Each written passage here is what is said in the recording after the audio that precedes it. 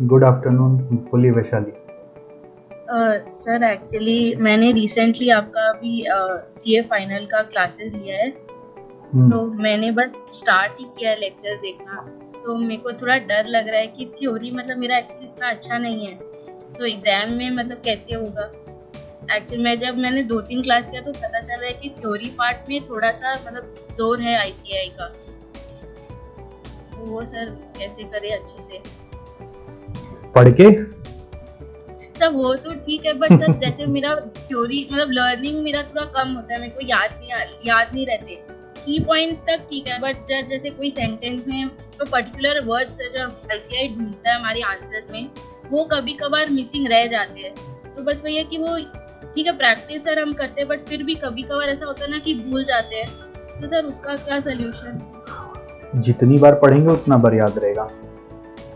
तो उसका सॉल्यूशन ये होता है कि हर दिन क्लास ख़त्म करने के बाद थोड़ा सा रिवीजन करेंगे, और हर दिन क्लास शुरू करने के पहले थोड़ा सा रिवीजन करेंगे। हर संडे को बैठ के थोड़ा सा रिवीजन करेंगे। जितना दोहराएंगे उतना याद होगा, और कोई तरीका ही नहीं है इसका। कोई जादू नहीं है कि कोई ला के दिमाग में बैठा देंगे, वो पॉसिबल नहीं। तो वही है कि मतलब एग्जाम के फर्स्ट एक दिन पहले जब इतना सारा रहता है तो फिर उसमें कुछ ना कुछ से रह ही जाता है। तो सर उसके लिए जैसे वो क्या कैसे हम होता अपना है, जैसे क्या होता है ना, वो जितना बार पहले पढ़ लेते हैं उतना वहाँ पे कम पढ़ना पड़ता है। बच्चे जनरली क्या करते हैं, खाली 3 घंटा का क्लास करते हैं और फिर छोड़ देते हैं, फिर बस हो गया आज का मेरा, थक गए इतना कि किताब छुएंगे नहीं। अगला दिन फिर 3 घंटा क्लास ही करते हैं। उस सीरीज में जाएंगे तो वो प्रॉब्लम रह जाएगा। आपको प्रॉब्लम का सॉल्यूशन करना है कैसे?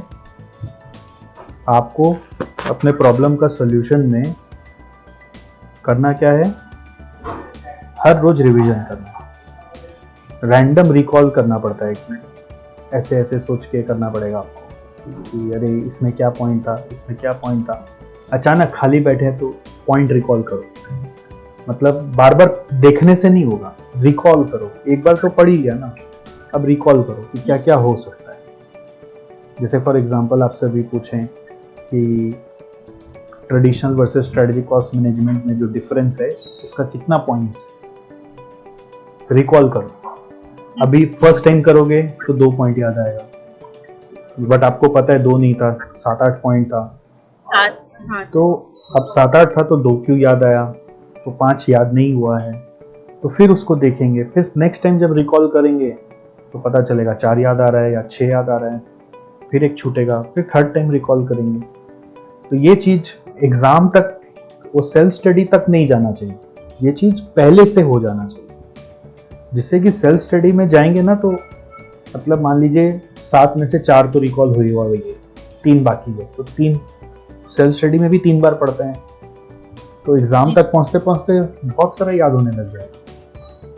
बट आपको जैसे हमारा इतना सब्जेक्ट है, जैसे थ्योरी का ऑडिट है और वो सब है, तो सर इसके साथ कहीं ना कहीं ऐसे रहता है कि कॉस्टिंग थोड़ा प्रैक्टिकल है, तो उसमें शायद थोड़ा सा क्या पता कम हो जाए। तो जैसे ऑडिट तो पूरा थ्योरी है, तो वो मतलब वो ज्यादा करना होता है, तो उसका कोई उपाय तो नहीं है ना अपने पास। जो है सो तो एक्सेप्ट करना पड़ेगा, है ना। उसको एक्सेप्ट करना पड़ेगा, और करते करते सब हो जाता है। यही बेसिक आइडिया है, करते करते सब हो जाता है। इंटर में जैसे कॉस्टिंग एक मतलब प्रैक्टिकल सब्जेक्ट था, तो इतना पता नहीं चला। अभी नहीं है, बट अब फाइनल में ऐसे एक क्लास करने से पता चला नहीं, थ्योरी में भी थोड़ा सा है कि वो अभी पढ़ना पड़ेगा। थ्योरी भी कॉस्टिंग को एज अ थ्योरी थोड़ा पढ़ना पड़ेगा। सर ऐसा क्यों? सर आईसीआई ऐसा क्यों किया? एक्चुअली कॉस्टिंग तो एक थ्योरी सब्जेक्ट तो होना नहीं चाहिए, प्रैक्टिकल बोलते हैं कि कॉस्टिंग प्रैक्टिकल है। इसका रीजन बहुत सिंपल है कि जो प्रैक्टिकल है ना, वो काम आजकल सॉफ्टवेयर कर देता है। तो आपका वजूद क्या है बताइए? आप जाके कंपनी में करेंगे क्या? अब अकाउंट्स में भी आप जो बेसिक काम है वो तो प्रैक्टिकल, मतलब आप इंटरनेशनल एग्ज़ाम में जाएंगे ना, तो अकाउंट्स का कोई आपको एंट्री वेंट्री जैसे अभी हम लोग अपने अकाउंट्स में करते हैं वो सब नहीं करने बोलता है। सब बस बैलेंस शीट को लेकर रिपोर्ट बनाने बोलता है, तो वो भी थ्योरी जैसा ही हो जाता है।